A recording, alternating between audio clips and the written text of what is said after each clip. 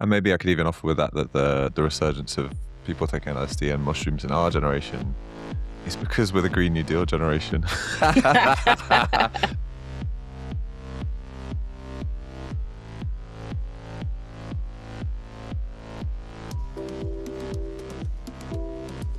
Hello, friends, and welcome to Life of the Party, a deep dive into everything to do with New Left parties, the Green Party, and whichever party we end up being a part of. I'm your host, Shanice McBean, and I'm joined here today by Jonas. Yo. And Joe. Hey, guys. So just to let you guys know, obviously you're listening to this episode today. Next episode, we will be taking a summer break. So do bear with us, but you're not going to be left hanging dry. You're not going to be left with nothing. You are going to get a teaser of After Hours. So After Hours is our spin-off podcast where we basically get to have fun, chat about different topics, interview people, go wild, basically. And so you're going to get a teaser of that, which is going to be released in a few weeks. So yeah, we look forward to hearing your feedback. But this week has been somewhat seismic in British politics. Had Andy Burnham's, first full week as Prime Minister, and now the mayoral election in Manchester, and the results for that have come out. So, Joe, tell us about that. Yeah, so we are recording this on Saturday, 1st of August, in the morning after the results came out Friday late last night, and the headline is that Labour won. Bev Craig, their candidate, achieved 66% of the vote in the second round, because it's a two-round voting system, which we'll talk about, to Reform UK's 33%. Now, you kind of have to look at the first round votes to understand the strength of the different parties. And we ended up having Labour in first in the first round, Reform second, Greens third, Restore Britain fourth, pushing the Conservatives into fifth, and then the Lib Dems into sixth. Labour ended up with 47% of the first round votes, which far exceeded any poll that came out during the race. Reform ended up with 20%, which was an underperformance.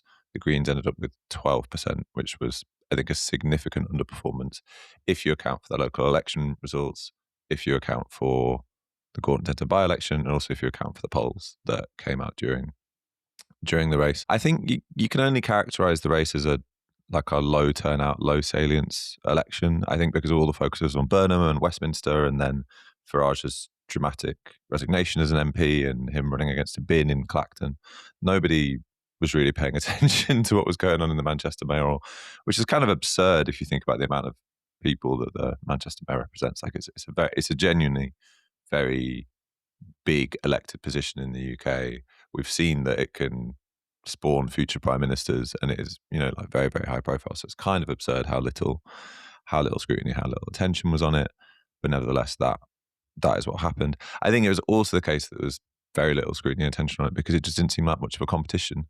Reform explicitly said midway through that they were deprioritising it, and that they were moving activists to Clacton to make sure Farage didn't lose to a bin. And the Greens, frankly, and we will get to this, did not run a good campaign and did not select a good candidate. That said, it was a great night for Labour. I think some key takeaways from this, aside from it being a low turnout election and it being a great night for Labour, I think that it was definitely a bad night for the right in general, insofar as Reform underperformed vis-a-vis their polling and national vote share. But also the right bloc just looks highly disorganised now. I mean, 8.6% of people voted for Restore. Restore will have benefited from the low turnout dynamic, because when there's a low turnout election, it means that parties that have a kind of a very intense and motivated base will become overrepresented in the percentages of votes because they're more likely to vote. So Restore will have benefited from that somewhat. But nevertheless, it's remarkable that, they are hitting kind of like sizable single-digit figures in subsequent elections now.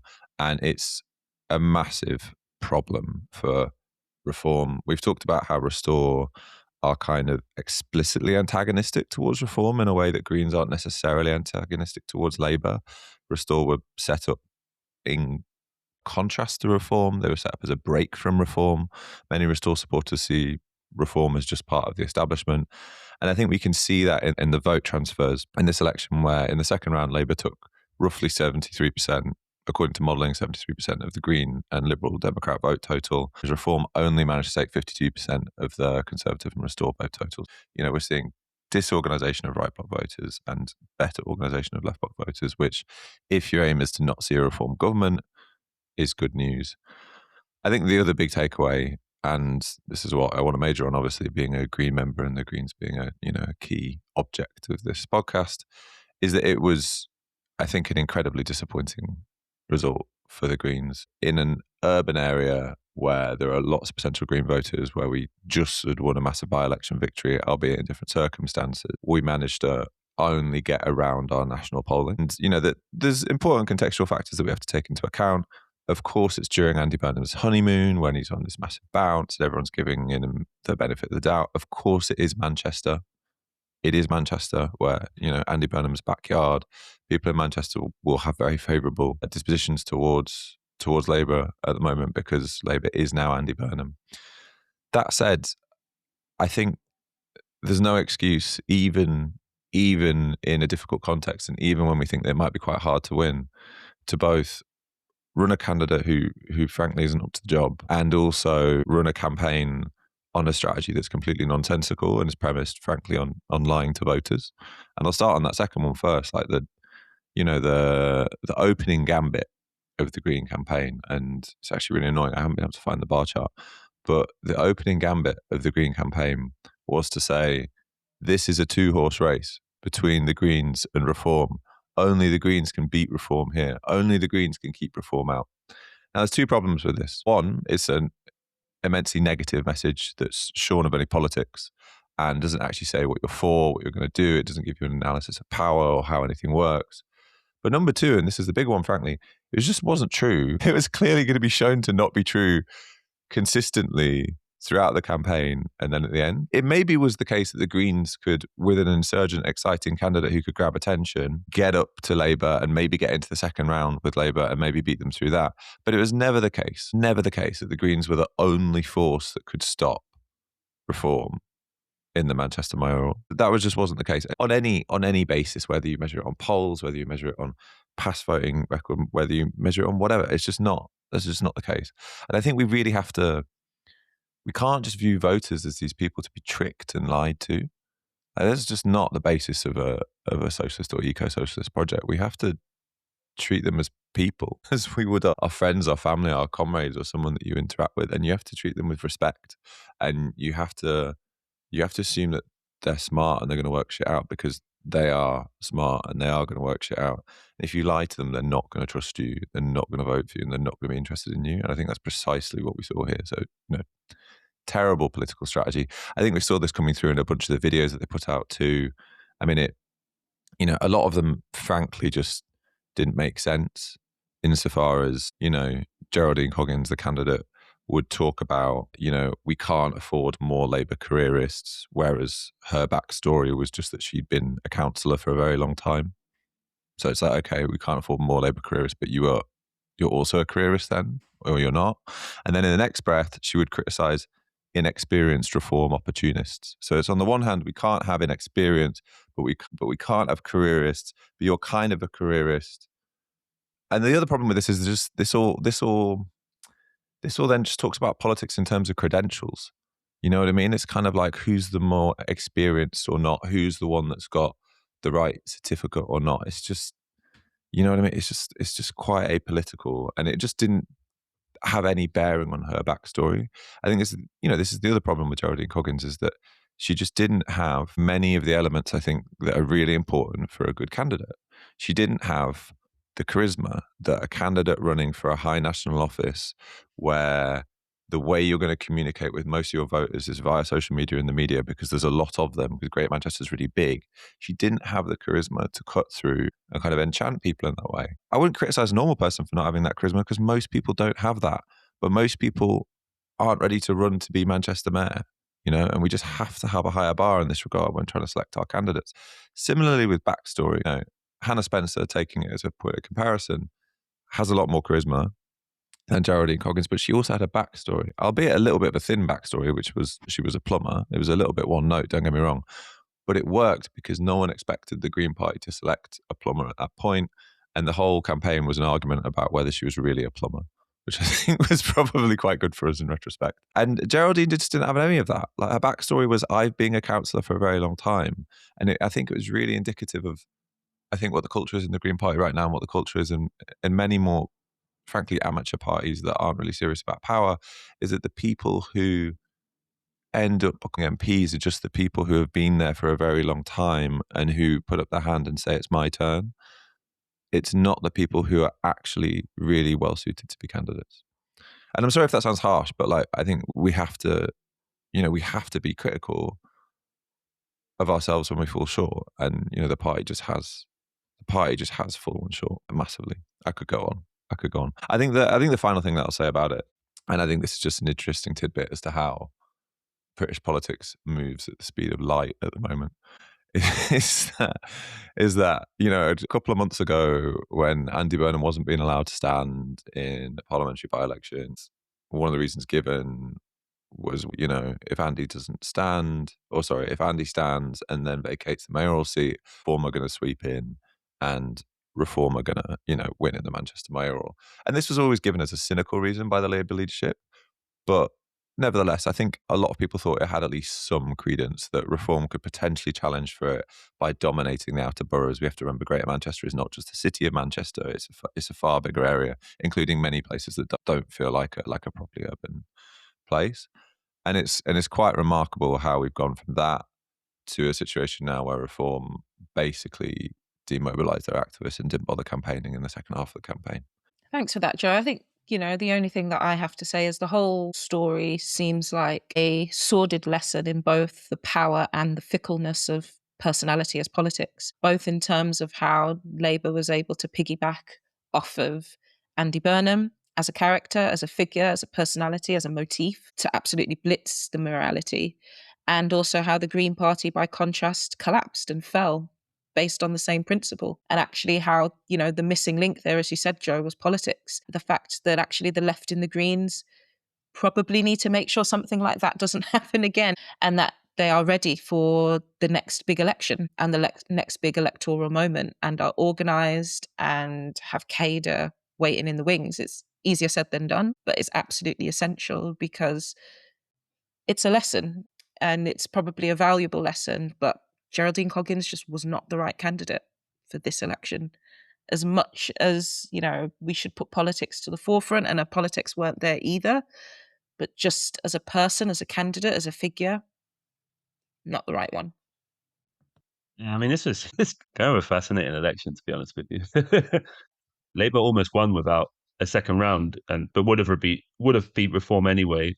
Although the Restore vote certainly the turnout is like a 7% drop from the last mayor election. Which kind of poses a question to me about like, who are the Greens actually targeting in this election as well? I'm not sure about that. It's worth saying, like, with some like contrasts, in the May elections, the local elections, Fudge and Reform won more than 100 seats across Greater Manchester, including all but one of the 25 up for grabs in Wigan, and 18 out of 19 in Thameside.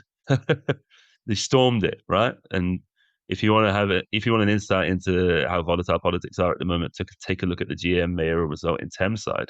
Like, the Greens and Reform polled 10k and 17k votes fewer, respectively, than they did just 3 months ago.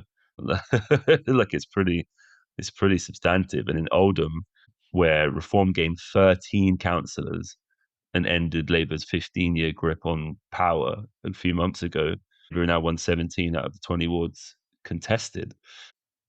Similar picture in Gorton and Denham, where Hannah Spencer won. I think, like, we often talk about, mistakenly, when we raise words like personification.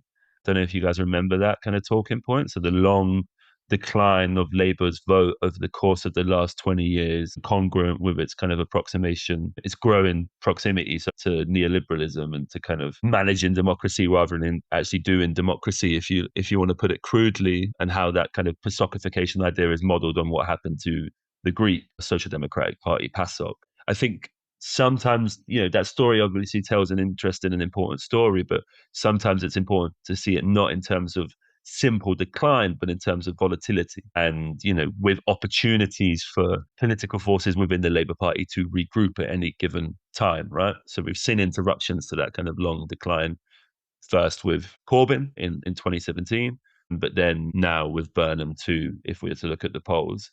I think that's an important thing. I mean, one thing on my head is just like, I think the Green campaign reflects a kind of broader disorientation.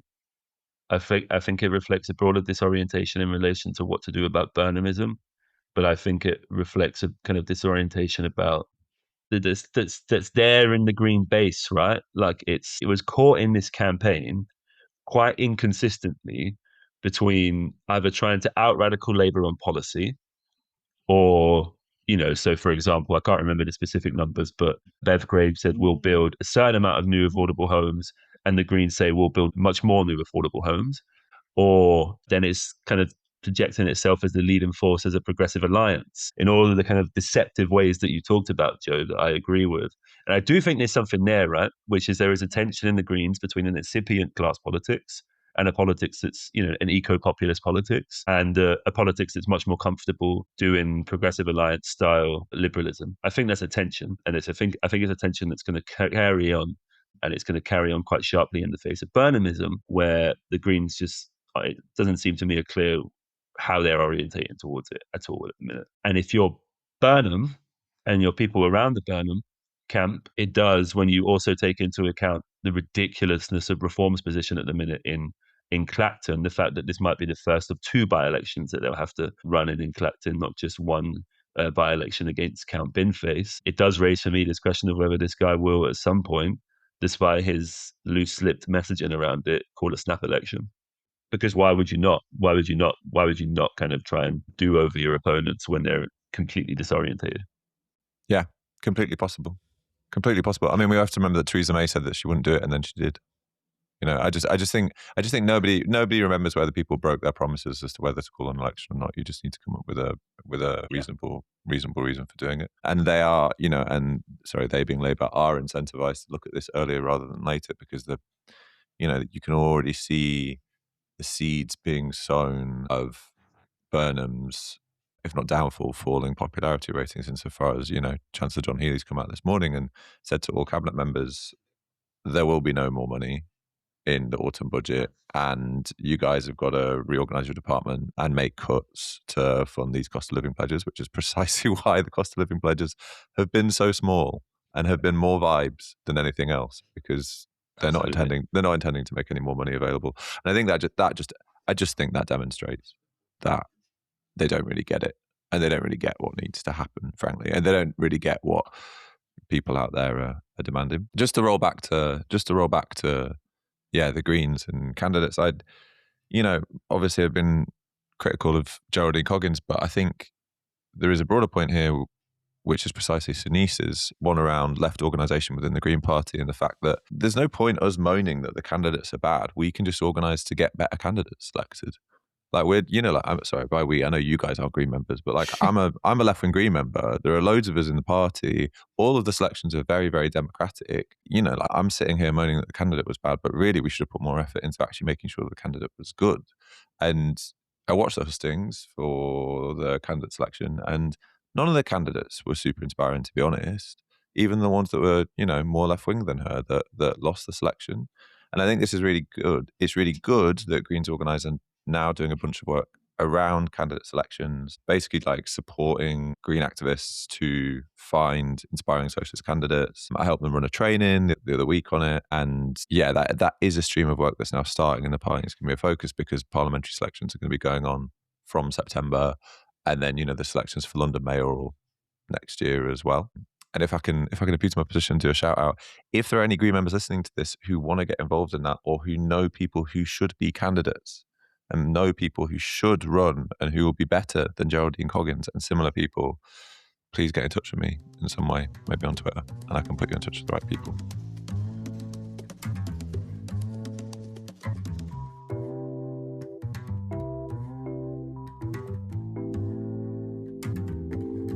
So thanks for that conversation, lads. Jonas, you've got a hot take for us this week. Go on.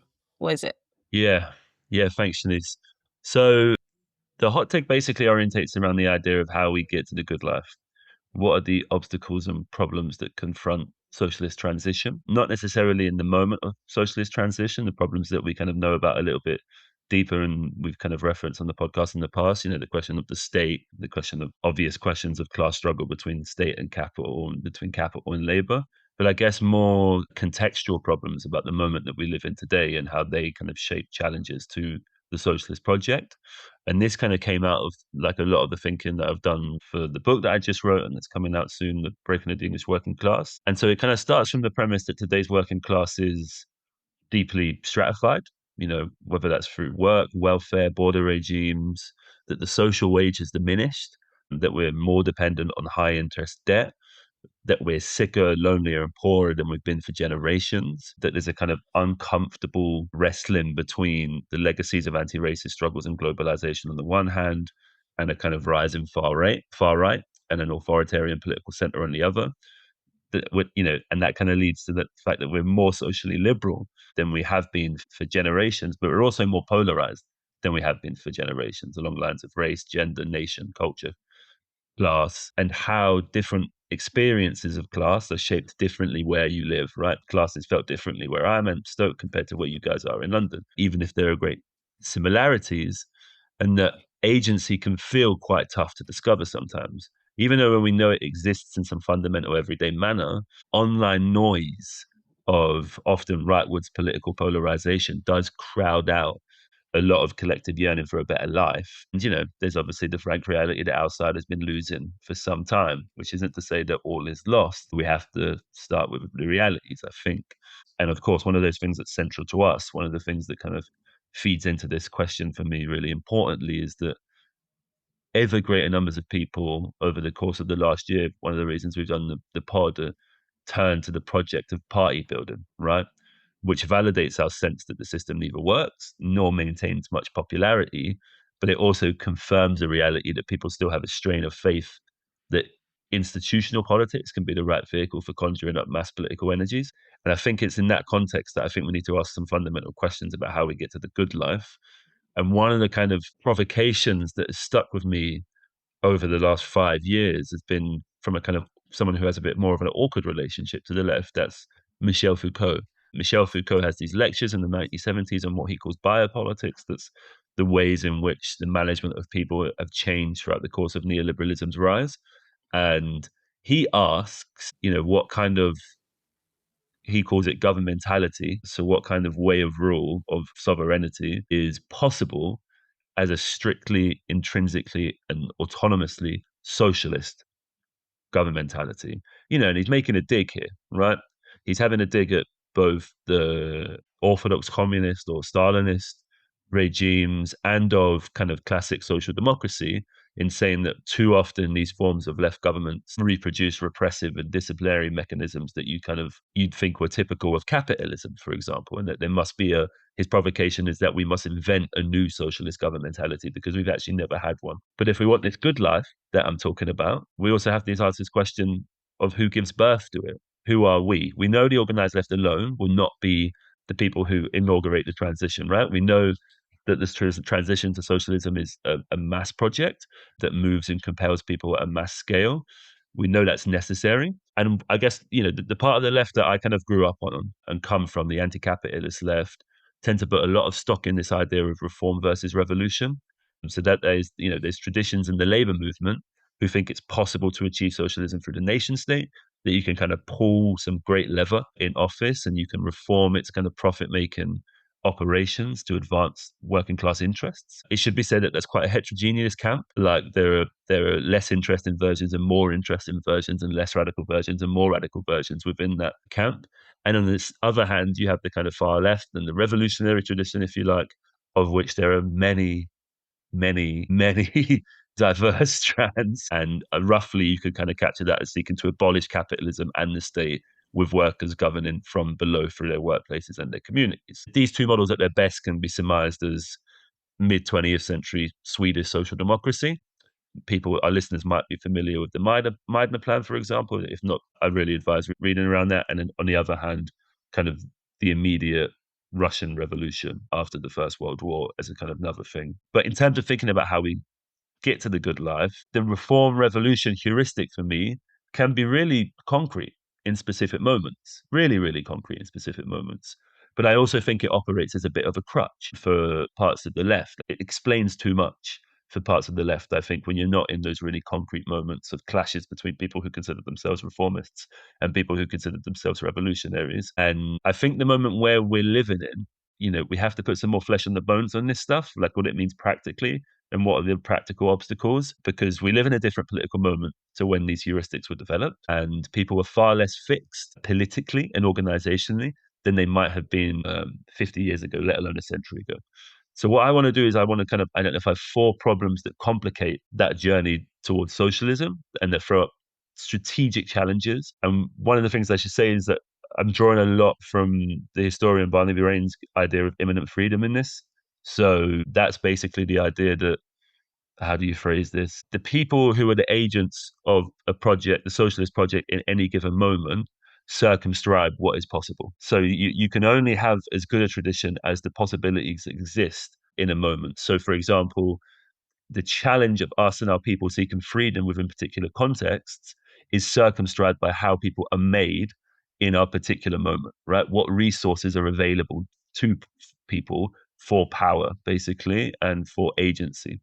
So here are the 4 problems. I want to begin with the late Joshua Clover.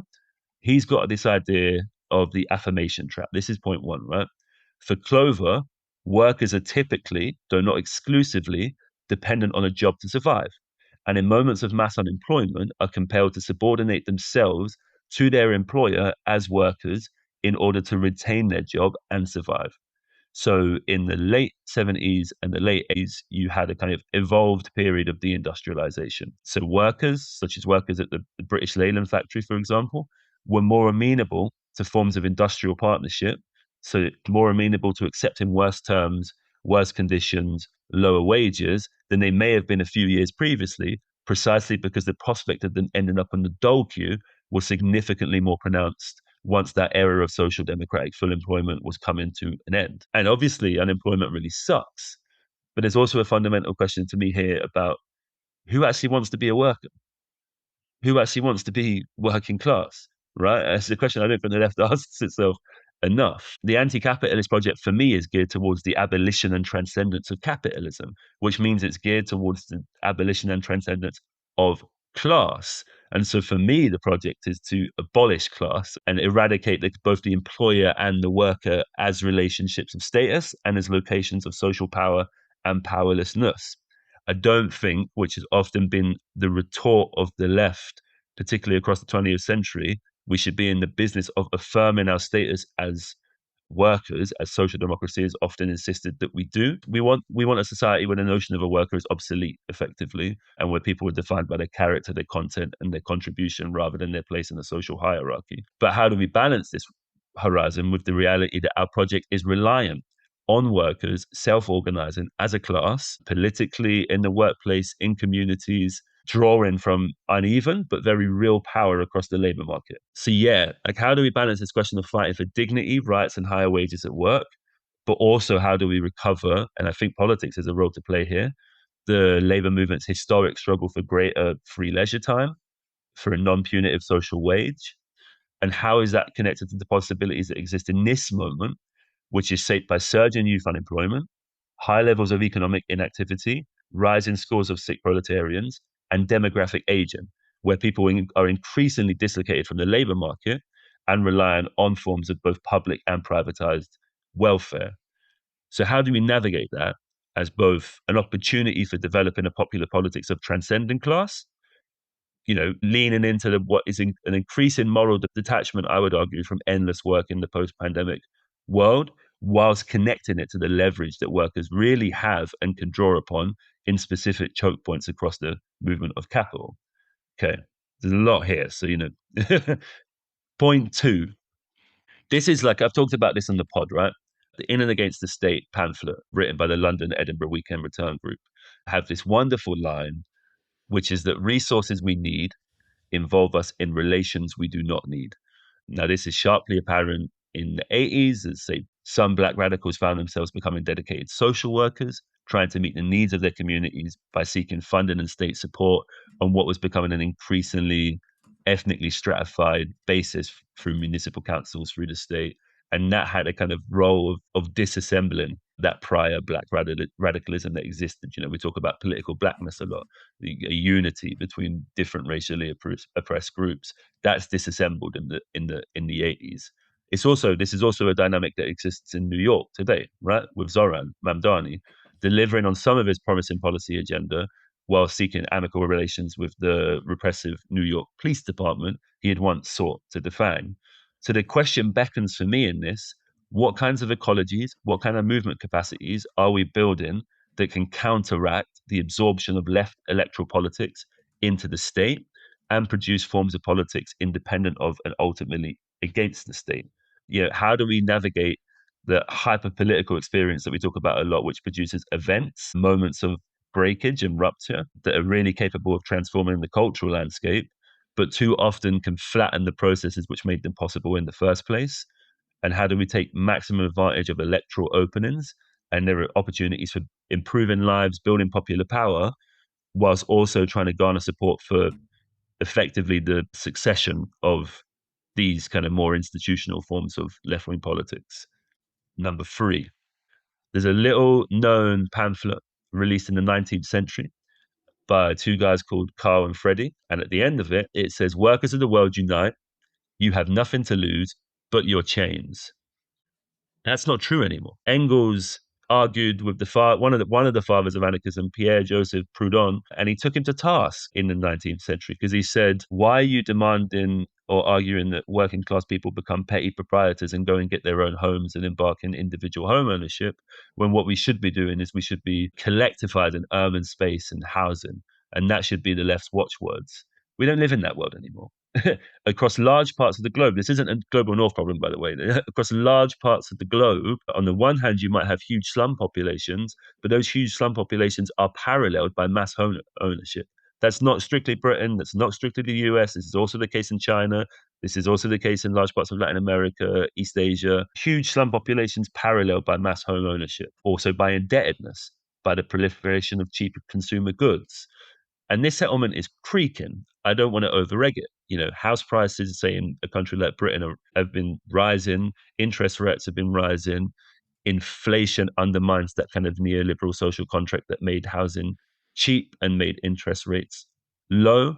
But how does the anti-capitalist project attract popular support despite wanting people to have a richer sense of the good life, which swaps private living, something we talk about a lot, with a kind of more communal freedom? What kind of collective organization and popular initiatives can produce cultures of association which undermine the privatization of life, the sale of our futures, and make ourselves more independent from capital and from profit? What is the strategy in a world where workers do have more to lose than their chains? 4, the famous Marxist geographer David Harvey caused a huge bun fight on the internet when it was COVID-19 and lots of people had not that much to do, when he argued that global revolution is a communist fantasy and that capitalism is too big to fail.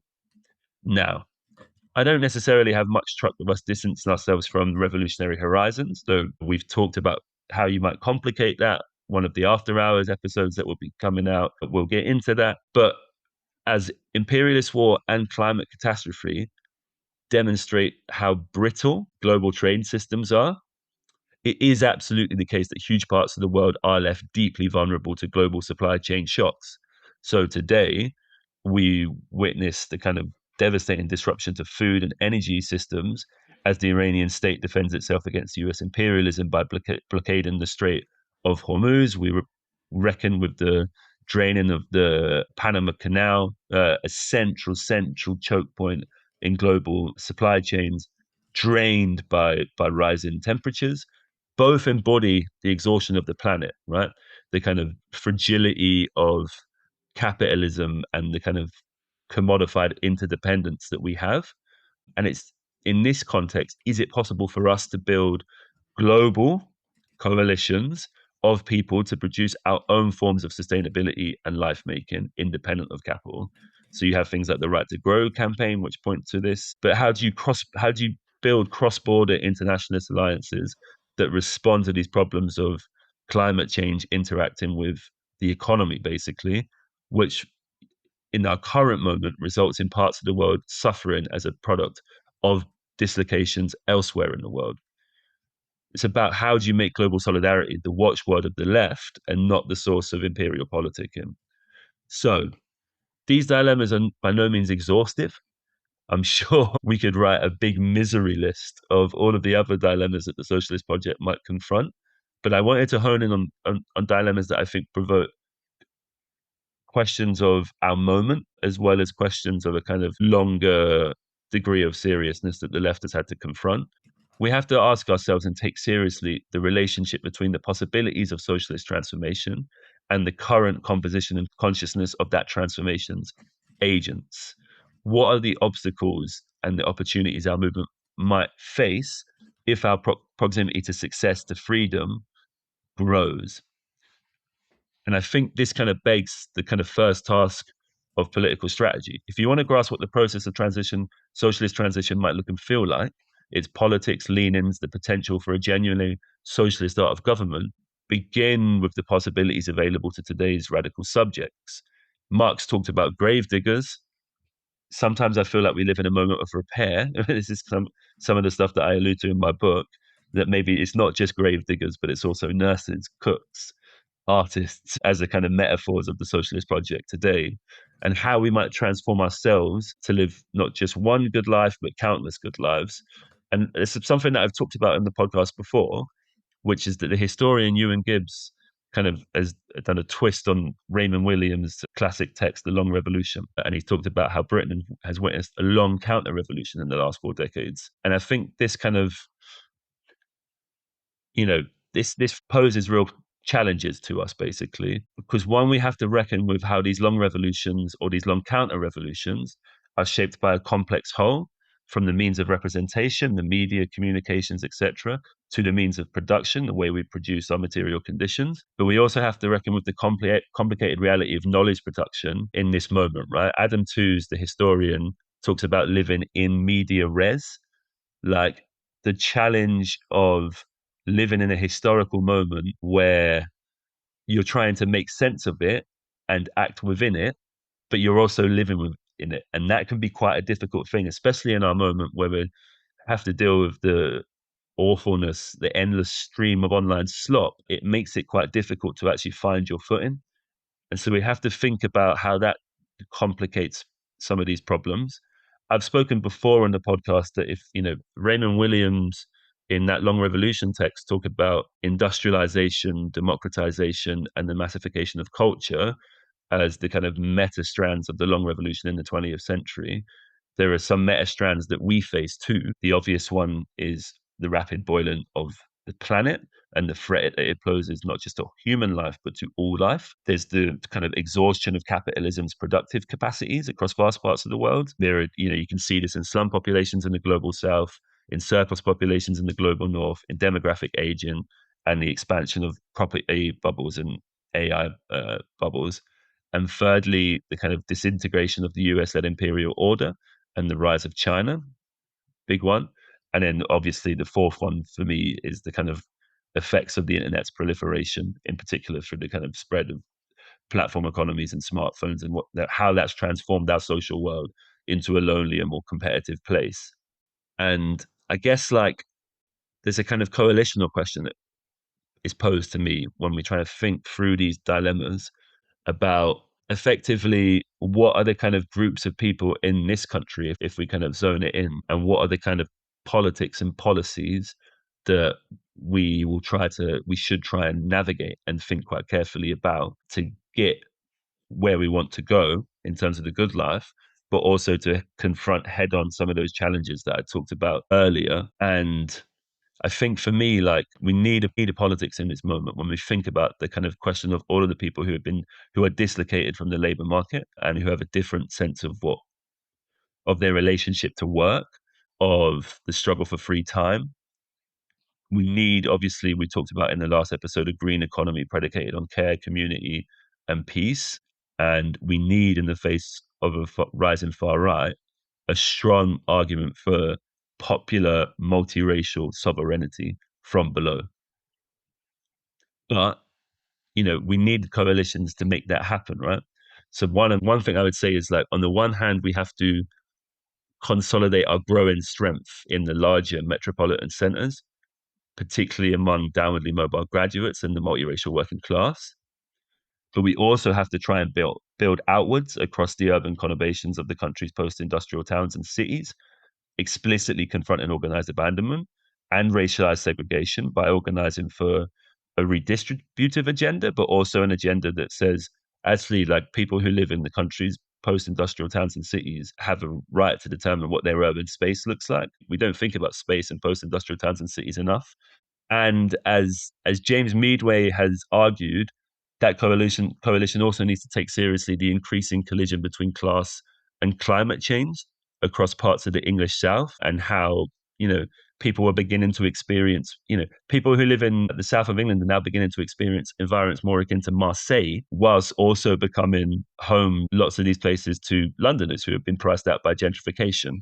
So for me, one of the big tasks of the left is how you construct a unity of these different fractions across different spaces. And that's the job of left majoritarianism at the moment. But it also, and this is crucial for me, and I alluded to this in the last episode, it relies on strengthening communities of resistance that have fought abandonment for decades and fight it in new forms today.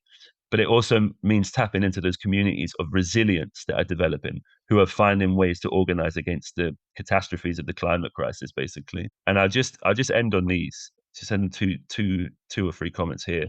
There are no guarantees. Stuart Hall talks about this, Marxism with no guarantees. I think we should take that seriously. This is going to follow in on from our takedown of teleology and determinism in the last episode. But I think it's important in our moment to just really to think about that. There are no guarantees. I think there are no shortcuts. Like, I do think, part of the difficulties in our moment between event and process, where you have big event of like an opening in an institutional party, and then that sometimes elides our ability to develop the longer term power, or obfuscates the need to develop longer term power building and community building, is still something that I think is inescapable. I think in that vein, how we bridge together the molecular and the ruptural is really important. How do you bridge together the idea that, on the one hand, on a very day-to-day, everyday basis, we need to remake and rebuild our communities and fight for our communities and fight for better ways of life at a molecular level. But then how can you intervene in big politics and in big events and try and be an active agent in those seismic ruptures that do emerge and that we see emerge on a regular basis? How do you make yourself relevant to both of those things? And how are those connected? Making yourself relevant to one is actually good for making yourself relevant to another, but we can maybe get into that a bit more. Yeah, lots there, and absolutely no way we'll be able to address it all. Address it all, Shanice. Come on. Address it all. So really a lot for us to think about longer term over this podcast, not even just this episode. But one of the things that really resonated with me was the question you posed around the digital space, our phones, and also just the question of physical space more generally. Because when you were talking about, the concept of imminent freedom and the way in which agents of a particular time are made and constructed, and how that sets the limitations, or sets the horizons rather, of our political and social and economic activity. I then got back to thinking to the 20th century, and I was like, what was so different about how we were constructed as a class then that made class activity feel front and center of social, political, and economic life? And actually, one of the things that just came to mind was the fact that we traveled more in lots of different ways. Politically, we traveled politically. So I think, for example, of the lesbian and gays support the miners. How did that beautiful historical moment happen? It happened because a group of lesbian and gay people from London travelled to the far countryside in places like Wales and, mining communities up north, and met people. And they did collections outside of gay bars and gay clubs, and they talked to people, and they had conversations, and they rowed, and they fought, and they debated, and they brought those discussions elsewhere in the country.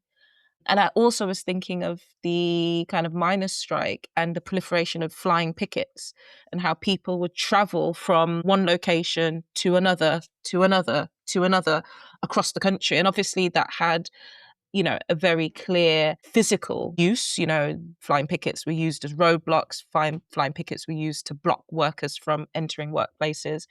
But it was also about meeting people in different places from you, having conversations, socializing. I think of how trade unions used to do trips to the seaside, how you talked about, Joe.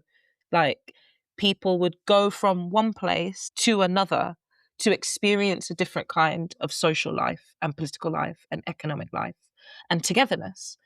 And then I also think of the Grunwick strike and how that happened and how workers traveled from different kind of factories and locations across the country to be at that strike, and how Jezebin Desai actually traveled around the country in places that sometimes were hostile to her to build support for that strike. And then I think of political activity today, how we're on these fucking things, these bloody devices, and how atomized and lonely and individual our entire worlds have become. And I think of someone like Elon Musk, who absolutely gets that and feeds off of it. And he knows, and it's exactly why he bought X, right? Because he understands that these atomized agents are agents of right-wing revolution. You know, the person who's sat on their phone alone, digesting, and ingesting horrific content about how awful migrants are and trans people, and the world that the ruling class today have built is the perfect world for right-wing revolution. And so maybe I would challenge slightly, Jonas, the notion that you raised earlier that maybe the heuristic of reform versus revolution isn't quite relevant today, because I think the thing that isn't relevant or that feels less relevant is the notion of socialist revolution, or, a revolution that we want. I don't necessarily think the concept of revolution has entirely disappeared. I can't remember his name, but there was this,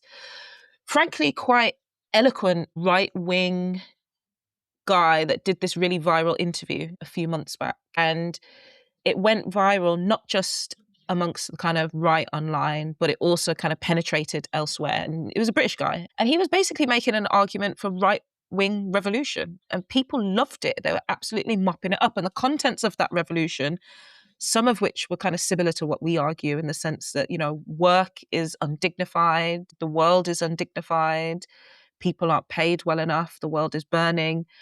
And then also his additional bits were, and we want our country to be white. And, we want white birth rates to increase. And, we have a particular kind of cultural and nationalistic and ethnic pride that we need to protect and safeguard. And so for me, seeing how that kind of popped off, and I don't necessarily think the online space is necessarily an accurate measure of politics and ideology, but it's not necessarily the case that kind of left-wing revolutionaries are going viral in the same way in this moment. So I think even if it doesn't tell us much, it tells us something. And so I think maybe even to make the picture that you painted worse, I think the problem with the notion of revolution in the current context is it's not a revolution for our people. It's not a revolution that we want to be part of. It's a barbaric revolution. I don't necessarily think the concept of revolution has disappeared entirely, but I think that we underestimate just how much the question of space and connection and togetherness is creating the agents of today. For me, even more so, and maybe this is extremely controversial, even more so than what the ruling class does at the kind of level of work and exploitation and labor. And all of that stuff is important, the gig economy and how work is stratified and how people aren't paid very well. All of that is vital. But I actually think the fact that we spend so much time by ourselves is probably the number one, the central issue to a socialist politics at the moment. I absolutely think so. And I think it's not just about individualization and spending time on your own. I think it is about this essentially age of distraction and comfort and kind of just like sad acquiescence that we live in, whereby no one is an enthusiastic supporter of the regime as it exists. And yet we kind of just let it happen. And we let it happen because we fundamentally act as and see ourselves as observers of the world happening out there and consumers of content about the world out there rather than active participants in it. 100%. I mean, and you can just look at the stats, like, you know, average adult spends 3 to 4 hours on their phone every single day in the UK. Many people spend much, much more time than that. If you look at it down the age range, it gets really, really bad for, you know, people in their 20s and younger people. And especially when we talk about time and feeling rushed and squeezed as a constraint on organizing and being able to meet and being able to build, you know, like real world in-person collective experiences. It's then crazy to think that we actually have so much of our time sucked up by these devices that are in our pockets than we pay a lot of money for. You talk to your point, Shanice, on how people used to travel with their politics. Like, you don't need to do that anymore. Insofar as I can experience a strike through a live stream on YouTube, watch from my phone or watch from my laptop. Like, I can essentially, in my mind at least, experience and travel to the other side of the world whenever I want.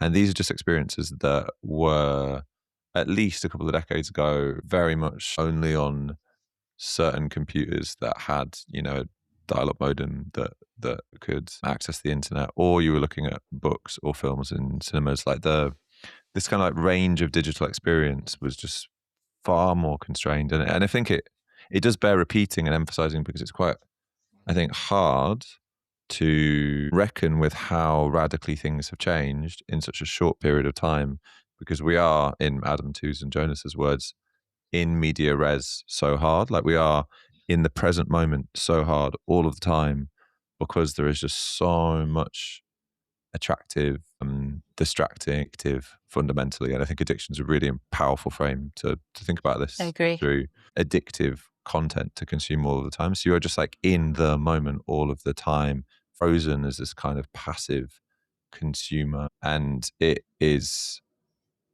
a political subjectivity which is essentially antithetical to left-wing organizing or revolution, because I think everything that we do is fundamentally premised on people building relationships of trust and solidarity with each other in person and recognizing our shared and common humanity.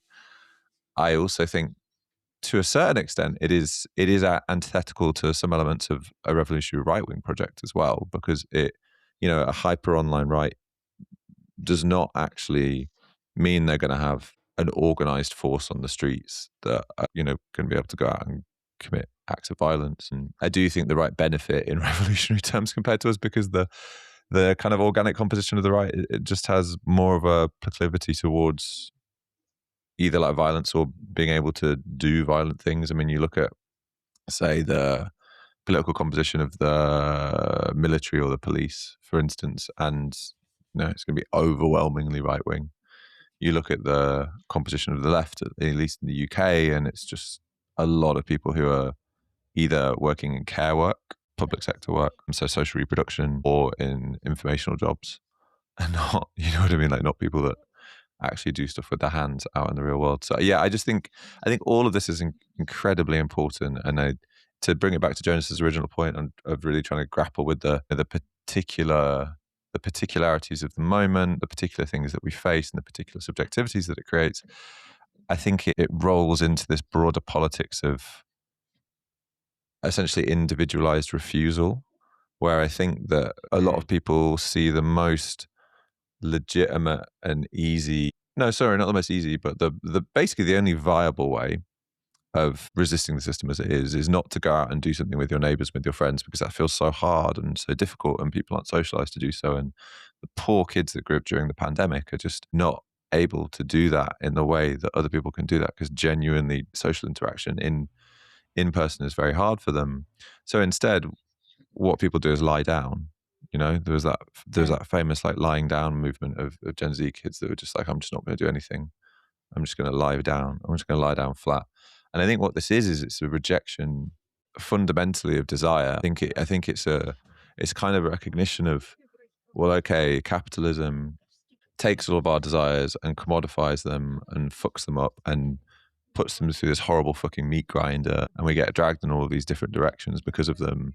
And it's kind of like shit and terrible, and I hate it, and it feels overwhelming. I don't feel like I have any possible way of collectively resisting that, or certainly overcoming it, or doing a revolution. So what I'm going to do is I'm going to refuse desire, and I'm going to refuse the world, and I'm going to become this kind of like passive shell of a human being. I kind of see Ozempic in a similar way, to be honest. Like, I think Ozempic it's really interesting. Like, yes, it helps people lose weight through repressing their desires for food and to eat, but there's some studies that show that it kind of represses desire more generally. Like it represses sexual desire potentially too. And it's very interesting that, in a context where capitalism takes our desires and uses them to sell us stuff, it then comes up with this drug that helps us resist the pull of desire. Mm. And it's an interesting crisis for the sugar industry and the snack industry, because they're all freaking out now, because they're like, who the fuck's going to eat our shit? They're all just going to get injected by Ozempic instead. But I do think that it's this broader thing of like, it's too overwhelming. There's nothing we can do about it. Collective action just feels impossible. So we're going to refuse. And I think I get really stuck with this. And this is moving on to some of the other bits of what you said, Jonas, insofar as there's one way you can look at this that says like, well, okay, as leftists, we just need to essentially try harder. We need to look back to all of these well, you know what I mean? I think that is the kind of voluntarist argument of like, we need to try harder. We need to work harder at building collective institutions, be they a party or a union or a community group or whatever. We need to work harder at getting together with people. We need to defy our conditions in this kind of voluntarist way. And those takes, I've done this before anyone points out my inconsistency, I have done this before. Those takes tend to hark back to, 20th century social forms, and they're like, look at the socialist cycling clubs. Why don't we just do socialist cycling clubs again? And I think it doesn't necessarily recognize the situation that we're in. And I think that voluntarism can be quite damaging for activists, because then you just feel like you're failing all the time, even though you're operating in a very difficult context. You can also turn it the other way, though, and argue that a certain over-indexing of the context that we're in amounts to this kind of pessimistic realism, where you're just like, well, nothing is possible now because smartphones, and we can't do anything. And you're essentially the activist version of those kids lying down. You kind of end up in this just very kind of like negative and pessimistic place. I don't know which of those poles. We should probably sit in like a very happy medium between the two. Joe, do you guys believe in human nature? I know that's a very loaded question for a Marxist to ask. It's Friday, but the reason mate. why What are you asking these kind of questions for? Reason why I ask is, I think for me, the saving grace is, even though the conditions that we live in create these suspicious, fearful, lonely agents, that there is still something in us that craves connection, and not necessarily the connection of the 20th century. I'm not saying we need to hark back to a before, but, I can find myself sat in my room on my phone for hours, not wanting to go out. But that moment that I do go out and hang out with people and just experience sociality, it's amazing, like amazing. And I think that there is still something in us, whether you want to call it human nature, whether you want to call it our proclivity to sociality as social beings or whatever, there is still something in us, I think, that draws us to each other, and that's our saving grace. I will add, Joe, that I think the current context harms the right in some ways, but that agent that I talked of, that lonely, that suspicious, that isolated, that online digitalized agent of the 21st century, who's so fearful and who's so just suspicious of everything and everyone, that benefits the right entirely. Yeah, it definitely does. I really agree with that. What do you do when you are crossing a road and a car's coming at you and you jump out in fear? You try and jump away. You have an instinctual response. Or, someone lashes out at you, you lash back. Fear breeds violence. And I think, one of the things that, and I don't know if this is actually a legitimate trend that happened.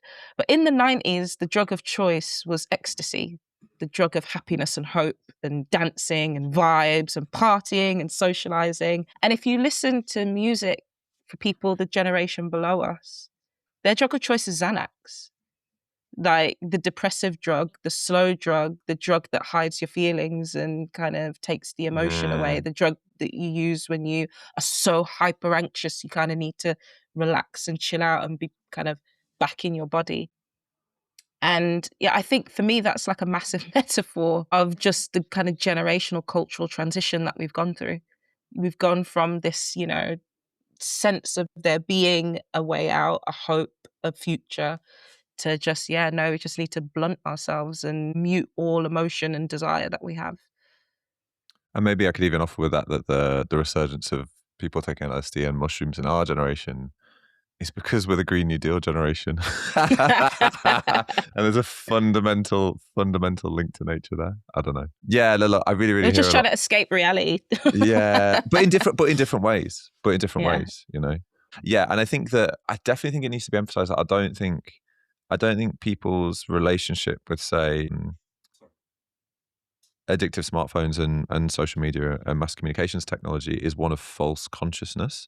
Like, I don't think people actually take on the values of these things and say, I actually love my phone. My phone's amazing. Like, it's great. Like, I actually just don't think that is a dominant view anymore. Sure, you still get some people queuing up at the Apple shop for the new iPhone, and sure, some people, they buy these things. Of course we buy these things, but I think we have to see them as akin to cigarettes, Like, people have an addictive relationship with them. They rationalize their use a lot, and they sometimes construct stories about, why they're good or useful or whatever. But fundamentally, if you get to the heart of it, people know it's bad for them and they know it's corrosive. It's just really hard to stop, and they don't feel like they have the power to stop. And I think that is fundamentally the way we have to think about these things, because I think that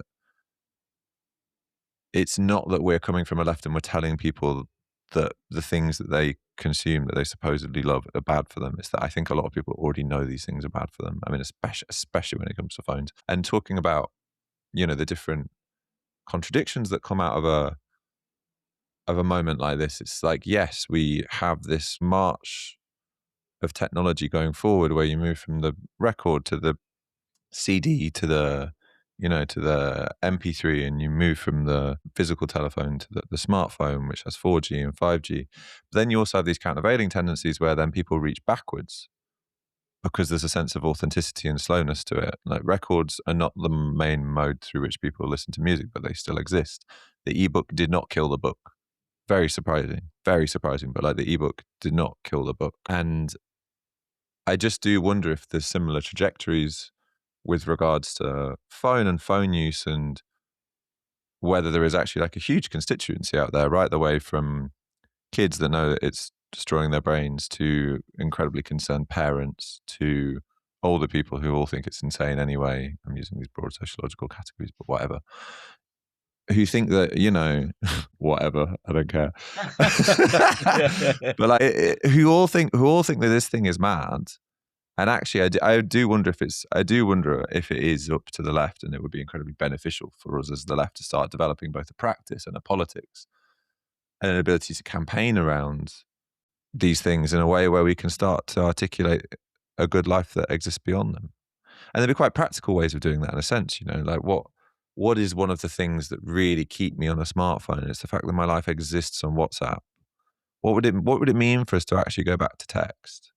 What if we start texting each other again rather than using WhatsApp? What if text becomes the norm rather than WhatsApp? I mean, number one, it'd probably improve all of our political organizing instantly, because we would exit all of these interminable left-wing WhatsApp threads that no one really gets anything from, and they kind of represent this ghost of community when really you should just be spending concentrated time in person rather than just like on your phone. But I don't know. Like, these are the directions in which I think. We've spoken before about whether the left should forge alliances with sections of capital. Maybe the solution is that we forge an alliance with Nokia for the revival of the 3310. We just text each other and play Snake and use that as an organizing tool. Obviously, I'm not being serious. Shanice, you said something to me. You said something earlier in your contribution, like the where you said traveled more, people traveled more. And when you first said it, I thought it just impulsively, I thought you meant politically.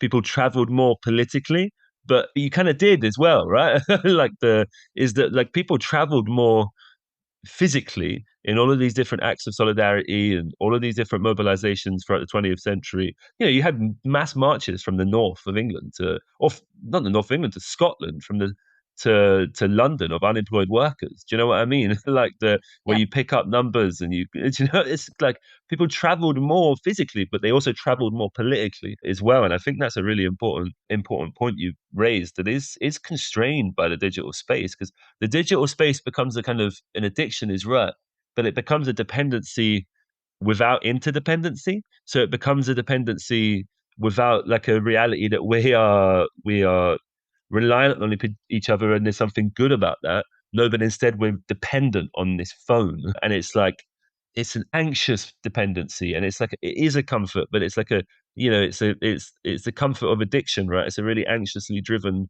comfort, and like just being in the pub with your mates or doing Friday Jumma prayers at the mosque is just like much better. Like going to the cinema and watching Odyssey, whatever you think about Odyssey, I thought it was great. Much better. And constantly, yeah, you're constantly reminded of that. I just think there's something really, these movements, like what was it? The lie down movement. It was the Tang Ping movement, right? I think there's something obviously tragic about movements like that, but there's something that's like real and like tangible, and something that we have to learn to interact with, right? I mean, there's a kind of separate question here about like we are seeing more and more movements of so-called NEETs, right? People that are neither in education, employment, or training, like the big social movement that got rid of a minister in India over the last fortnight is another example of that. Really Yeah, is it impressive. the cockroaches, right? Yeah, the cockroaches, exactly. Like really, really interesting social movement. Wait, I haven't seen. Can you explain this to me? I haven't seen this. So I don't know the particulars, but basically the education system in India is changing. So it's becoming much more exclusive, basically. And so like it's basically closing down routes, from what I can recall, for people to exit the condition of being a NEET. So exit the condition of being neither in education, employment, or training. So it's a kind of, formally people characterize it as a kind of middle class white collar movement, but like when you read a bit deeper into it, actually this involves vast more layers of people Yep. from poorer class cohorts than simply downwardly mobile white collar middle class people. For example, it involves lots of unemployed workers. One of the an Indian governmental minister referred to one of the spokespeople with the meeting, I think, as a cockroach. And then it became this big meme, basically, that yeah, fuck it, we're the cockroaches. And then they had these like mass protests, and yeah, so it's a really interesting movement. But like going back to that Tang Ping, the lie down stuff, I think there's something here, right? Thatcher, everyone always quotes that Thatcher interview where she talks about changing the human soul. Her job was to change the human soul. But before that, she talks about how we've lost the personal society. We no longer have the personal society. And that, this bureaucratic state social democracy and Keynesianism has removed the individual person from society. And I think there's something there, because part of what's happened over the last 50 years is that she has erected the personal society. And what that means in practice is that when our lives don't meet the expectations that we're constantly promised, we look at ourselves and we feel really frustrated and really angsty that we haven't met these like huge commodified, heavy with commodified desire expectations imposed upon us by capitalism. And I think that makes us miserable. And I think there is a kind of radical potential in like the kind of refusal of the kind of commodified desire that is forced down our throats all the time, and that is mostly now forced down our throats through the smartphone, right? When you scroll down on Instagram and you see all of these people, whether it's like gym influencers or people who have got 1,000 dogs, or people who are doing up their houses, like, and you just like, or people who are on holiday all of the time for some reason. They're always with a swimming pool in a sunny place in December. Like, it's just like that really frames like your sense of self, like and your relationship to what's possible in life, and like how you think about yourself. And I think like there is something there implicitly that like we should embrace about these kind of movements and sentiments that emerge, where people are just like exhausted. They're exhausted with like the kind of commodification of desire. They're exhausted with being overworked. And I think it's part of, the left had an earlier language about the strategy of refusal, about how you refuse work, right? The post-work language about how work is a kind of oppressive thing under capitalism and we need to transcend it. I've got lots of sympathies with that current of particularly Marxist thought. And we have to think about what that means today. Like what is the kind of mass politics that can resonate with people, that kind of speaks to that frustration with being overworked, that frustration with being underachievers, cockroaches, of lying down. I think it's really central. I think it's like the key to the door of our moment, basically. Because it's also about trying to find ways of thinking about an alternative society where you can have desire. Desire is a nice thing, but it's a desire that's born from something other than these huge unattainable expectations that are always imposed upon you, and like how you Yeah. create spaces and alternatives for that kind of realization. And I guess like one of the questions that I have about all of this is like, because you're right about those two extremes, Joe, right? The kind of voluntaristic, we just need to go harder. And on the one hand, and on the other hand, it's just, oh, fuck, let's just do nothing, right? They're two real extremes. Like I see, not only do I like see them and recognize them, I feel You them feel them sometimes, both. right? Yeah. Yeah. Yeah. Sometimes I just want to lie down and do nothing. And I'm just Yeah. like, fuck this. And sometimes I'm just like, one more push, comrades. Come on, Yeah. let's do this. Do you know what I mean? And it's just like, none of that works. But I am interested in like role politics has to play here, like politics with a big P, like what role do our politicians on the left and our political institutions have to pick some of these fights and to conjure up some of these antagonisms and to re-articulate some of these growing sediments about people's frustrations with the kind of society that they live in, whether it's with the smartphone, whether it's the inability to obtain the heights of a kind of commodified form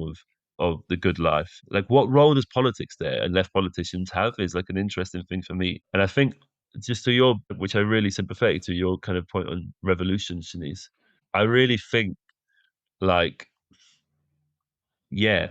And I think you're right, but I also think we need to flesh out more meaningfully the concept of revolution. Yeah, agreed.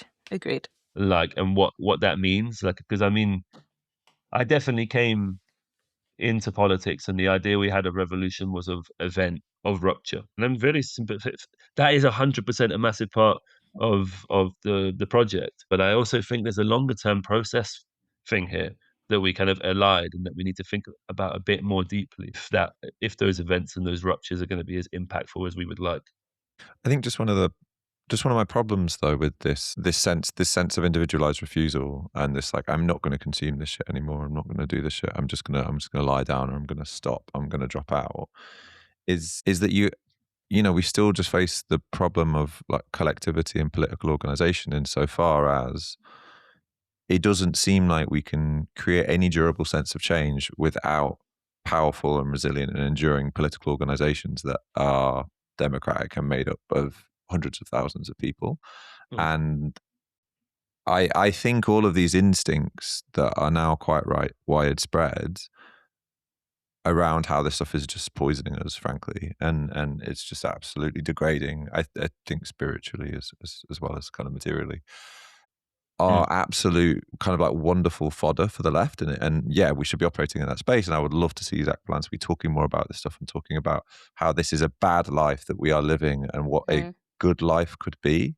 I actually, in this sense, want to inject a bit more moralism into the left insofar as, I think of a lot of our moralism as being confined to the realms of analysis and strategy, like it's like, oh, this is the right thing to do because we are the left and the left should do this thing. And this is the kind of like the approach that we should follow. Whereas actually I kind of want some moralism around telling people how to live, because I do think there is a shared sense of the fact that we're living badly and wrongly now. It's just my problem is that it has just been individualized, and it doesn't seem to help this question of organization. And if we are, as Anton Jaeger has us, being in this age of hyperpolitics where people are really politicized, but still not organized and not inclined to join organizations and not inclined to be a member of things over time. And if the best we can do are these eruptions of mass protest which shake everything up, but then don't have an enduring organization that can step into the void if you manage to create one, which is obviously Vincent Bevins' telling of, various revolts of the 20s. It just means we're not actually going to make any progress or get anywhere. And people will, I think, lapse back into, a depressive acquiescence of the system that it is and as it is, and they'll try and carve out some kind of individual sanctuary for themselves. And that's, this is the difficult thing, I think. And to your point on how can leaders help us, I think it's a sad fact, but I think that, the only thing that has really been able to form even the beginnings of kind of like mass left organization are moments when you have hyper leaders connected to organizations and associated with them, and then people flow in because of that. And we can obviously look at the Labour Party hitting 500,000 members under Corbyn. We can look at Zach Polanski's Green Party now at 230,000 members. I think the DSA, Socialists of America, are a great example of this. If you look at their surges in membership, it's always after Bernie or after AOC got selected, or now they're having another surge in membership after Zoran. It's, it's a funny quirk of our time that actually the thing that the non-electoralists want the most and the communists want the most, which is building a mass organizing working class party, seems to only happen in the wake of big electoral events. The big electoral events are the like the recruiting flag to these parties. So I think that's the role that they have. But I just, how do we shift or transform this very rational proclivity that people have for individual responses to these problems, because those individual responses, those almost self-help responses, feel like the only ones that are possible? How do we transform those into collective ones? And how do we get people into organizations? And is it even possible, or is it just a fundamental constraint of our age that we can't build mass organizations in the way that we could in the 20th century? And then, if so, what does it mean for the question of the party? Not to bring it back to the name of the podcast. But I do just want to interject there, because we also need to remember that we're not powerless, and the left actually isn't so unpopular, and the left actually isn't so small. And I think the left actually isn't the right way to talk about this, but at least kind of left-wing ideas. Our ideas are fairly popular. I think of, for example, the Black Lives Matter movement.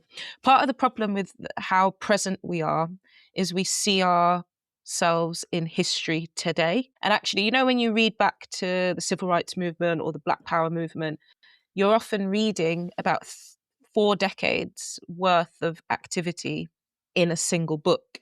And you're like, oh, this happened, then this happened, then this happened. And you're reading it and it's a trajectory, and you're reading it and it's a progression over time. And you can see how in the 1950s it flows to the 1960s and the 1970s and the 1980s. And part of our problem is we're in the world that we live in and trying to understand the world that we live in. And so we don't realize that one of the biggest social movements in the history of this country and the history of the world happened 5 years ago.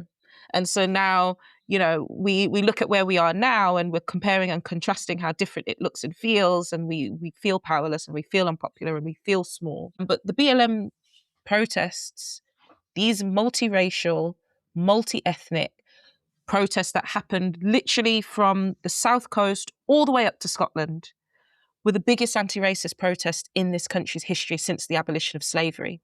And BLM had a critique of this kind of consumerist version of struggle, right? The critique of the Black Square movement, where people would be putting black squares in their profile pictures to symbolize that they're part of the struggle, but without actually taking activity. And that was a huge critique within the Black Lives Matter movement, this idea that we are consumers of struggle rather than participants in struggle. And that only happened 5 years ago. And I think we do also need to remember that the current context of the rise of the far right is a counter-revolution to how powerful that moment was, and was a backlash against that moment. It's not just, this organic rise from the global far right that Tommy Robinson and Nigel Farage has been able to curate and craft. It was a response to our power. And even, I think of like the Raise the Flags movement, where people put in the English and United Jack flags up around the country. It was in part a backlash to the Palestine solidarity movement. Part of the critique was there are too many Palestine flags up everywhere, so we need to have some white people flags, basically. And so, this conversation is so important because we're reckoning with where we are. Also, we need to zoom out historically sometimes and see ourselves as part of a historical trajectory and not necessarily just agents in this moment. And I think the conversation needs to hold the fact that we're not that small and we're not that unpopular and we're not powerless, but we are scattered and we are disorganized and we are often rudderless. And I really, really resonate with your point, Joe, about ethics and morals. I do think we are also ethicsless and moralless in the sense that the right tells really captivating, really emotive stories about not just what a good life looks like, fewer black and brown people, women having babies, closed borders, etc. But they tell a story about what a good human looks like. They tell a good story about what a good man means, what a good woman means. And I'm not saying we need to be tied to those categories at all. But what I am saying is they communicate our desire for humanness, our desire to understand ourselves as people in the world. And I think there's maybe a project of ethics there that we need to take up on the left. Sometimes I think the image that we project is just this miserable, untethered, competitive collective of people that row with each other constantly online. And I think that maybe we need to consider what ethical image or what a kind of left-wing ethics could and should look like in this moment. But yeah, I just wanted to remind ourselves in this conversation that we feel often so miserable because we are coming out of some of the most significant social movements of the 21st century, and that is important, and that the question isn't so much, or maybe the question isn't so much how powerless we are, but it's more about how we concentrate that power and how we organize and descatter that power. Yeah, I mean, I look, completely agree with that, and I think the point around compression of history is so relevant. You're right. You have this like kind of compression of narratives of change, which makes it feel like they happened all at the same time, Exactly. whereas Yeah. actually it was over decades. And then at the same time, we are so in the very present moment that we can't even remember what happened a few years ago. And the only accurate way really to describe the 2020s is just one of like uprising and protests and social movements and revolt. Yeah. Like it's just like so Massive much, left-wing ascendancy. so much has happened. So much has happened. But I think the thing that we have failed to do, or the thing that has been very hard because of the conditions in which we operate, is to institutionalize that power, is to properly organize that power and express that power in durable terms over time, be it through a party or unions or other forms of organization. Or maybe there are other ways of expressing power in durable and resilient ways that aren't through organization as we currently conceive of it. I'm not sure. Like maybe there are other ways of persistently doing that. But that is just the thing that I'm not saying really we should take struck it as a model, but MAGA, for example, never really organized itself in terms of one or two mass organizations. It was always concentrations of power, and also concentrations of power within people's day-to-days, within their kind of leisure activities, within their social spheres, and also figureheads. That's a big part of how MAGA organized. It wasn't so much we've got one organization, although of course they've got TPUSA and stuff like that. But they had these big characters that took with them huge followings. Not saying we should replicate that, only pointing it out to point out that there are other models for organizing mass power and mass movements and mass energies. Yeah, I mean, I guess my response to that would just be that I think they have effectively taken over the Republican Party. So, like, the Yeah. Republican Party is a MAGA vehicle now in the way that the Democratic Party is not a socialist vehicle, for instance. And I suppose that's why the DSA, or at least a part of the DSA, still have that aim of taking over the Democratic Party. And also, I just think what we're trying to do in our politics demands more activity and collectivity than a MAGA politics. A MAGA politics can be quite happy with that passive relationship between hyper leader of Donald Trump and then the follower. Yeah. Yeah, I agree with a lot of this. when you think about the civil rights movement in the US, there's a whole litany of historians that kind of think of the US civil rights movement as in the kind of US equivalent to the rise of social democracy. It's like, which is a kind of interesting comparison. But this is a movement that we kind of think about as something that was, arising in the early 50s and was penetrating all through until the mid 70s, and has all of these different phases and all of these different blocks and fractions and divisions and debates and different movement strategies, etc. And there are some people, like Robin Kelly in his book Hammer and the Hoe, who kind of say actually this begins in the 30s Exactly. in the black sharecroppers movement, right? So that point about compression is really important. And some who would argue that it started, Rosa Parks was a feminist before she was a civil rights activist. Yeah. And actually that it started with black women fighting against sexual violence. And that was a core part of the initial formation of the movement. Exactly. And so when we think about how we compress big historical moments, it's a really important point to make. It's also an important thing to acknowledge that we've had big highs, the BLM movements, Corbyn in 2017, and then we've had big lows, Corbyn in 2019, if you like. But those highs and lows are really high and low to go full circle because we're all fucking addicts. We're all massively addicted to these phones. It makes the highs really high and it makes the lows really low, and it really obfuscates the kind of the ability to exceed in media res, the ability to think in the longue durée, I think. And I think one of the challenges is that we haven't had politics, institutional left politics, a surge in institutional left politics that precedes the social movement. What we have had is the social movement which precedes the institutional left politics. So we had the anti-austerity movements in the 20s, precedes the rise of Corbynism, right?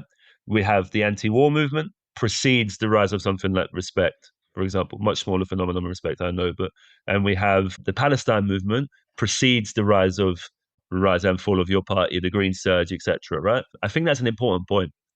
How does institutional left-wing politics relate to, intervene in, to use a kind of left language, social movements that it precedes, right? I think that's something that we have to think about, and it's something that I hope we're able to talk about on the podcast in the future, because I hope we're in a situation where you have a kind of institutional left politics that's interested in doing institutional politics and street politics and organizing, that's able to relate to events, ruptures, social movements that emerge, right?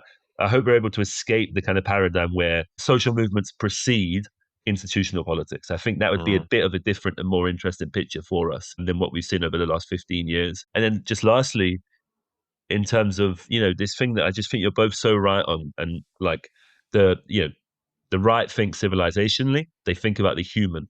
They don't just think about the economy, and they don't just think about politics, right? They think about what it means to eat.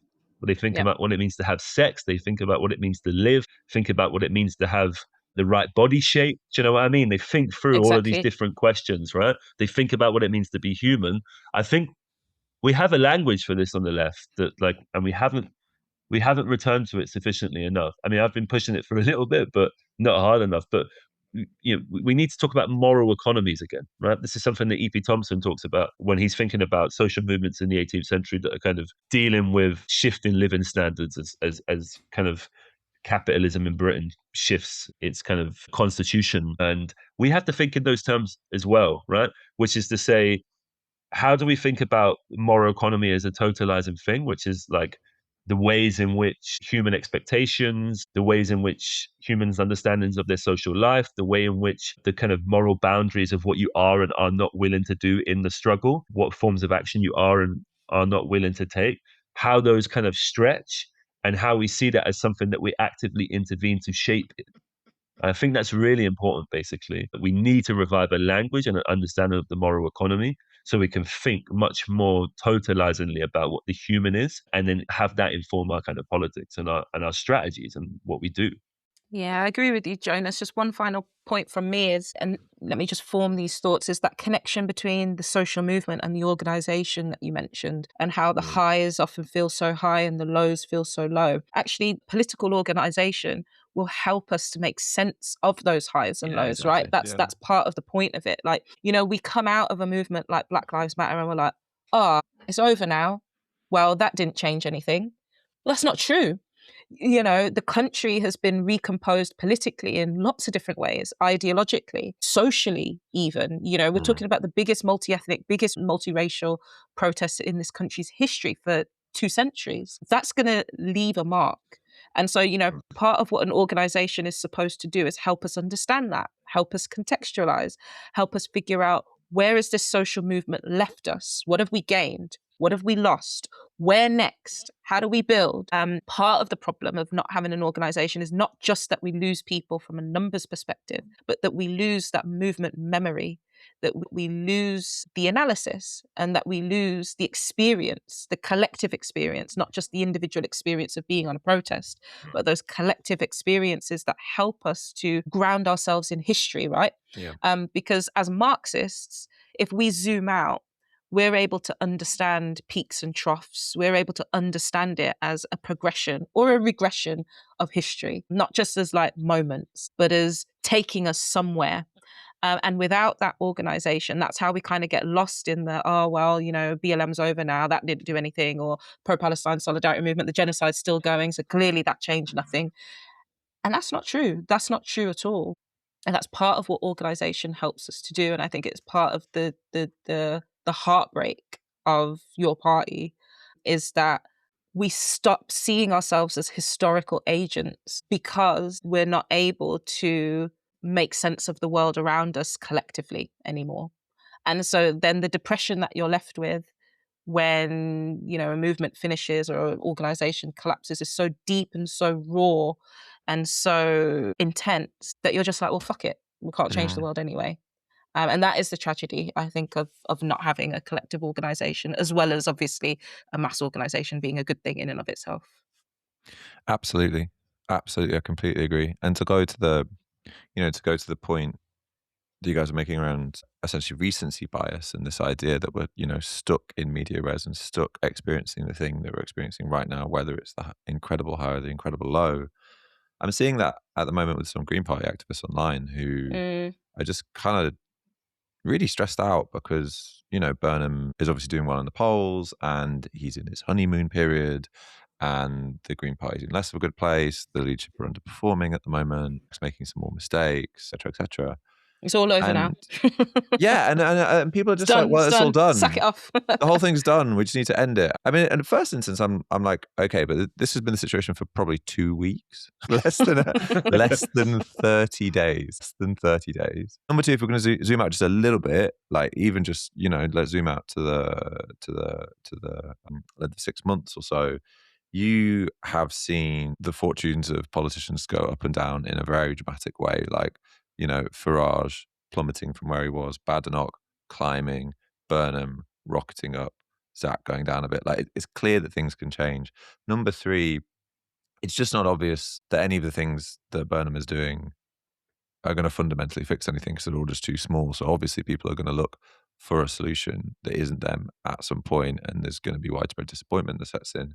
Just and these are all kind of like very short to medium term observations. You can make far longer term observations which reinforce this point if you actually have an analysis grounded in history. And I was just looking at it being a bit like the problem here is that we sit around as spectators of what's happening in politics. We're sitting around on Twitter looking for the next opinion poll or like seeing the favorability drop or increase, and then essentially having our moods and our emotions and our political affect follow that. And it's just a very 21st century way of engaging in politics, I think. And it's very, very, very corrosive to building any long-term projects. I think it just incentivizes depression. I think it encourages people to drop out. I think it is not going to create, any sense of long-term commitment to an organization or a project. And I think a very opposing way of thinking about it and a more kind of historically zoomed out way of thinking about it that my friend put to me the other day whilst I was having a drink with him, he said, look, fundamentally, whatever the polls are doing at the moment, whatever the leaders are doing at the moment, Labour has a story that's rooted in the past. It has a story that's fundamentally rooted in workers, in formerly industrial workplaces and the trade unions. And this is just not the subject anymore. Whereas the Green Party, even if it's a relatively pessimistic one, has a story rooted in the future, which is the fact that the climate crisis is coming and is going to dominate all of our politics in so many different ways.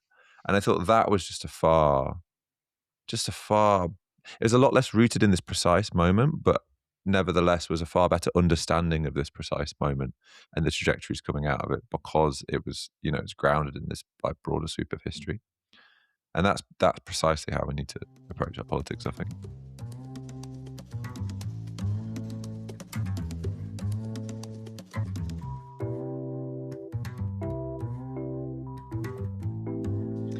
Cool. Well, that was a lengthy conversation. What are we gonna title this? We really like the sound of our own voices, don't we? What are we gonna title this? But cracking conversation. I'm sure we'll continue it. So on to readings. Jonas, what do you have for us this week?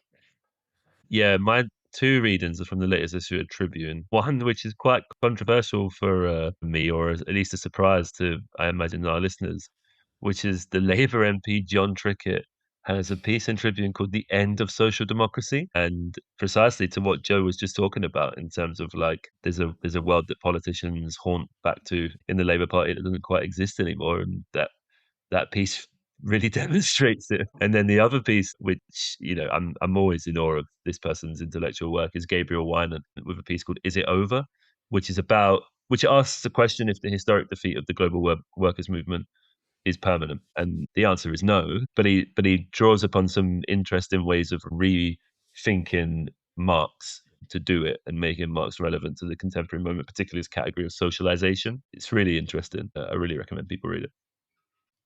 And Joe? Yeah, what am I going to go for this week? I've just been talking about it with people all week. I did go see The Odyssey. I went to see The Odyssey, as everybody should. And I feel like everyone in my circle has been arguing about The Odyssey for the last week. And I think my judgment on The Odyssey is that it is, and I'm just cribbing this from all my mates, it's like very, very visually appealing. And there are scenes in it which are just quite striking and which I couldn't watch. But I do just think Christopher Nolan's aesthetic is generally one which is like status quo and corporate. And there's like a grey overlay to all of his films. Jonas's face. There's like a grey overlay to all of his films. They're all set in an office. They're all set in an office, and they're all wearing suits. And it's where's the Odyssey in the suit? Like Tenor. Where's the suit and office Batman. in the Odyssey?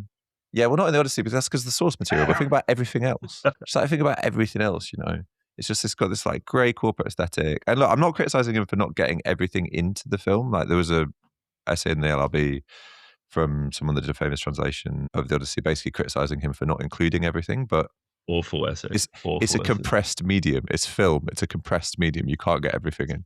One of the worst essays I've read. Of course, but like I do think he has basically a corporate aesthetic, and he can't write characters. And the thing that's underlined this to me, that you can't write characters, is that at the same time... disagree so much with all of this. At the same time, and again, this is on my friend's recommendation, watching Twin Peaks for the first time, so I've never watched Twin Peaks. And number one, very weird TV show. But the characters in it are just so utterly compelling. There's about 14 characters that I just love and hate and want to watch in all of these different ways.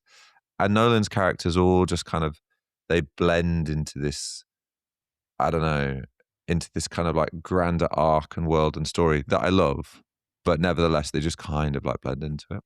So anyway, this is my way of saying that I didn't really read anything this week, but I did go. I did go to the cinema. You should go see The Odyssey. It's good.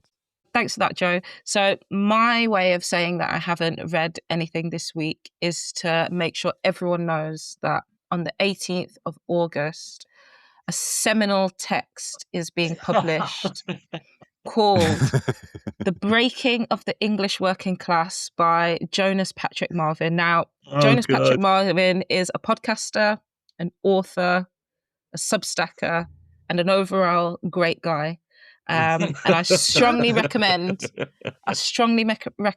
everyone pre-order this book if you haven't already, because it is going to send waves throughout the British left. So the breaking, if you didn't hear that the first time, I'll say it again, The Breaking of the English Working Class by Jonas Patrick Marvin. Make sure you are pre-ordering this fantastic book for Jonas's debut of, I'm sure, many releases. Very, very sweet of you. So that's it from us, guys. I will see you in the next episode. Bye, guys. Layers.